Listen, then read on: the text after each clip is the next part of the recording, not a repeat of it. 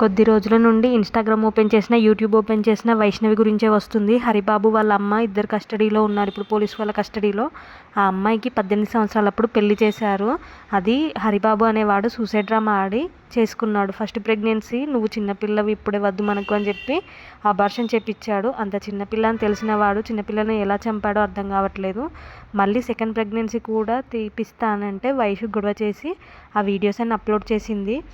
వాడు ఒక అమ్మాయితో మాట్లాడుతున్నాడు కూడా అని చెప్పింది. వాళ్ళ ఇంట్లో వాళ్ళు మందలించారు కూడా, అయినా మారలేదు. ఇంకోటి అసలు ఫస్ట్లో మంచిగానే ఉండేవారు వీళ్ళ అమ్మ హరిబాబుకి అన్ని కట్నం ఎక్కువ వస్తుంది, నువ్వు అమ్మాయిని ఎందుకు పెళ్లి చేసుకున్నావని కొడుకుకు ఊరికే చెప్పేదంటే ఇక్కడ మెయిన్గా వీళ్ళ అమ్మ అన్నల మాటలు బాగా ఇన్ఫ్లుయెన్స్ చేశాయి. 13 మంది అన్నదమ్ములు ఉన్న ఒక చెల్లె కొంచెం కూడా కనికరం లేకుండా ఎలా చంపాడంటే అత్యంత దారుణం. ప్రెగ్నెంట్ అని తెలిసి గొంతు నులిమి చంపాడు. చనిపోయిందా లేదా అని తెలుసుకోవడానికి కత్తితో పొడిచాడంట. తల అండ్ ఛాతీ ప్లేస్లలో 20 దాకా కత్తిపోట్లు ఉన్నాయంట. అమ్మాయి నిద్రలో ఉన్నప్పుడే చంపాడట. వైష్ణవి చంపుతుంటే నన్ను ఏం చెయ్యకు, కడుపులో పాప ఉందని చెప్పిందట. అయినా వినకుండా చంపేశాడు. ఇంత దారుణంగా చంపిన వాడిని ఊరికి వదలద్దు. వాడి హాస్పిటల్లో డ్రామా ఆడుతున్నాడు ఇప్పుడు వాడికి ఖచ్చితంగా ఉరిశిక్ష పడాలి. వాళ్ళ అమ్మకి కూడా.